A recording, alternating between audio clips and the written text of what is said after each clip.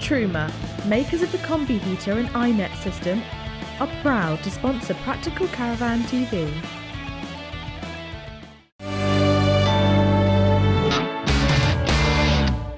Oh, that's better. Welcome back to Practical Caravan TV. Now, still to come, we're going to be paying a visit to Broadhenbury Caravan and Camping Park. But first, a little bit of luxury, the Swift Elegance 530.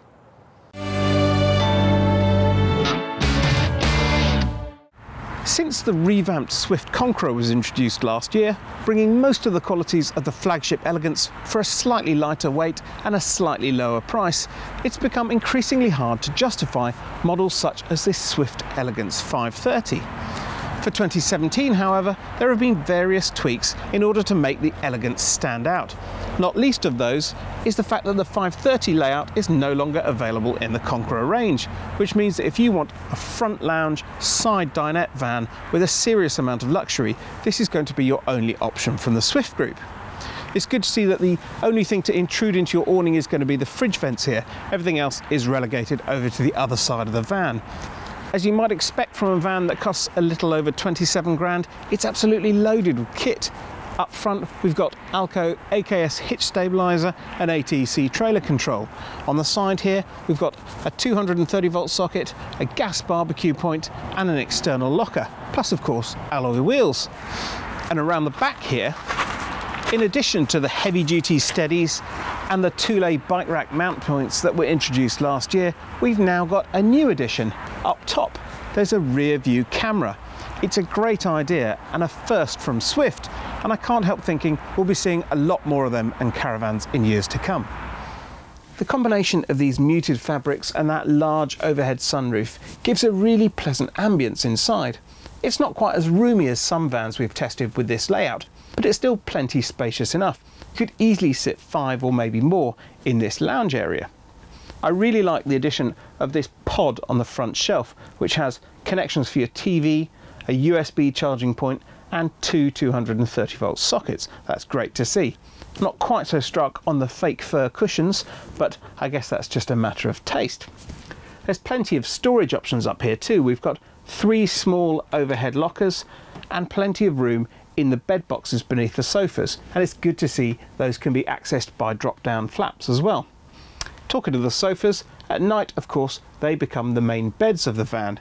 They can be used as singles. The near side one's about 5'10" and this offside one is over 6 feet long, but of course this van's most likely to be bought by couples. So you simply slide the slats out from beneath the front chest, rearrange the cushions, and it makes a good sized double bed with a slight step in one end. With no fixed beds to worry about to sap space, you get a really generous kitchen diner area back here, and a very well equipped one too. For 2017 there's this new Dometic anti-rattle oven and grill with a 4-burner hob with an electric hot plate.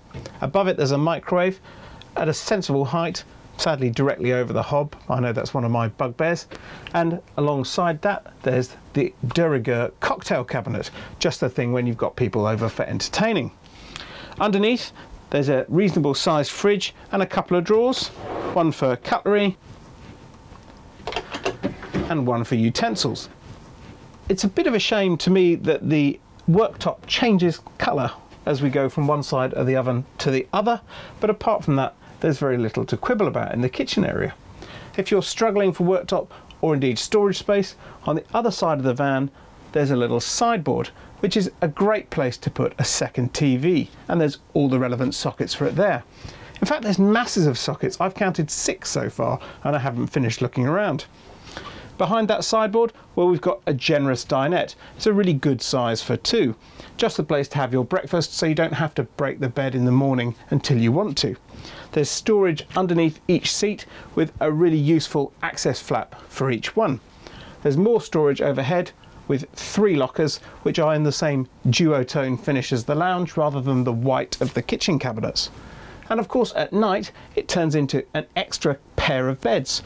There's a lower bunk made up from the dinette and a fold out upper bunk, ideal for grandkids.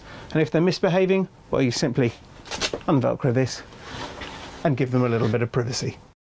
The full width end washroom really is one of the highlights of the 530. There's plenty of room for changing, and it's got all the toys. We've got a domestic style towel rail here, towel hooks, a massive wardrobe with drawers beneath, and a fantastic vanity unit. It's got a huge sink, a cabinet beneath, and an enormous backlit mirror, plus speakers above so you can listen to your tunes while you shave. I do have a couple of quibbles, however. That shower unit, although it's fully lined and has a useful shelf, it does feel a little bit narrow. And this long, thin cupboard here, well, that's where you find the freestanding lounge table. So it is a bit of a hike to get it from the back here up into the lounge, though it is at least fairly light. Now, £27,000 is an awful lot to pay for a relatively small single-axle tourer, even one as well specified as this. And it's also worth pointing out that this van weighs in at around 1,660 kilos when fully laden, which is quite a bit, so you're going to need a pretty serious tow car. That said, it's also worth mentioning that the kind of people who look for a layout like this tend to be pretty serious caravanners, or indeed rallyists, who are looking for a tourer that makes as few compromises as possible. And for my money, when you take away the space constraints of a fixed bed, the real qualities of the Elegance start to shine through.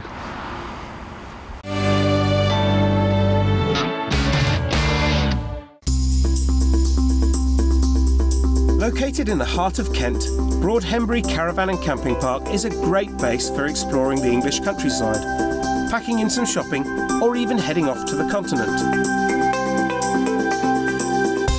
The site is divided into two specific sections, each with a very different feel. The Meadows is an adults-only area with an open field at the top end, offering grass pitches with electric hookup, as well as a series of hard-standing gravel pitches, 8 of which are fully serviced with electricity, fresh water, a drainage point, and grass areas around the pitch with a picnic table for those wishing to dine al fresco. On the other side of the park, safely behind these security gates, is the family area. Even on a wintry Monday afternoon, when our cameras paid a visit, there's still plenty to keep the kids occupied. From swings to a climbing frame and a football pitch, plus a technology-free playroom. Our games room went non-electronic about 8 years ago for two reasons, really. Firstly, it's what a lot of families seem to like, to come away and get their kids away from the gadgets and to have some family time together. But also, truly, it's hard to compete with some of the games and video games that the children now have on their devices. But competing with technology is exactly what Broadhembury does best. There's intentionally no clubhouse on site, so guests can get back to nature and enjoy some of the simpler things in life. It's just the ambience of the place, it's just nice and tranquil and relaxing. There's no clubhouse on here, but then it depends, it's your genre, what you like. You know, some people like to go to campsite because you've got a buzzing clubhouse and that, and some people just like tranquility, and I think that's the main attraction of the place here, is the tranquility. Lee, Sally and the team are absolutely fantastic. It's really clean, it's friendly, and it's just in a perfect space. The surroundings is lovely, very quiet and peaceful.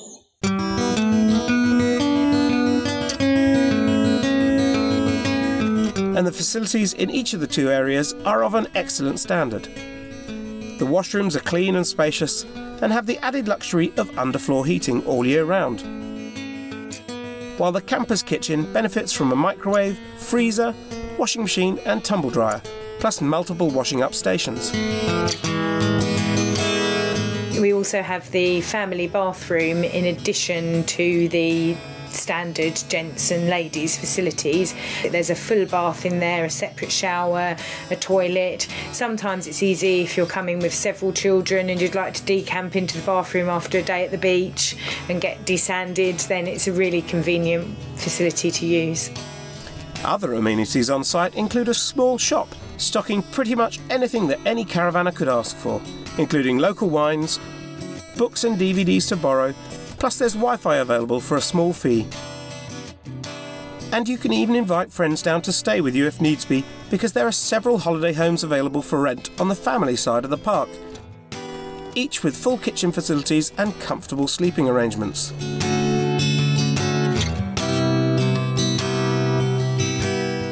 Off-site, if you fancy leaving your car behind, a bus stop is a 15-minute walk from the park gates, and locally there's a whole heap of attractions, from Dover Castle to Leeds Castle, via Canterbury and the wonderful Howlett's Wild Animal Park. But for the truly adventurous, there is one other option. Often people may come for a longer stay, a week or 2 weeks, and during that time pop over to Paris or Brussels for a couple of days using the Eurostar from Ashford. We're only 10 minutes from Ashford train station, so you can either park a car there or get a taxi, depending on what suits.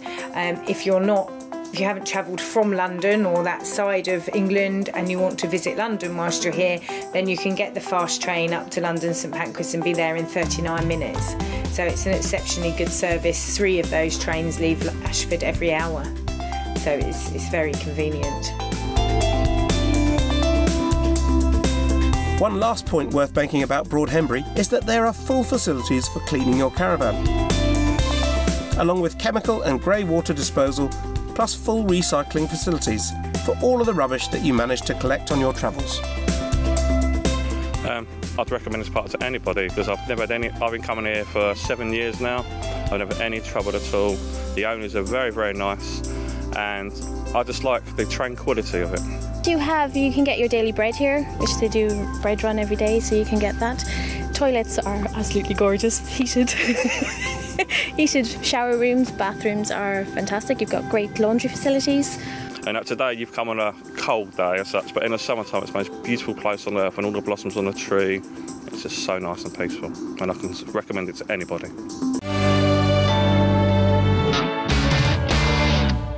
Well, I'm afraid that's all we've got time for this week, but you can keep up with us on Twitter, Facebook or via our website.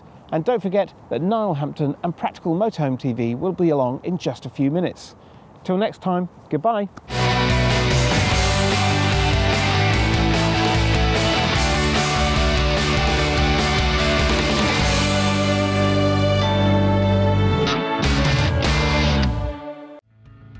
Truma, makers of the Combi heater and iNet system, are proud to sponsor Practical Caravan TV.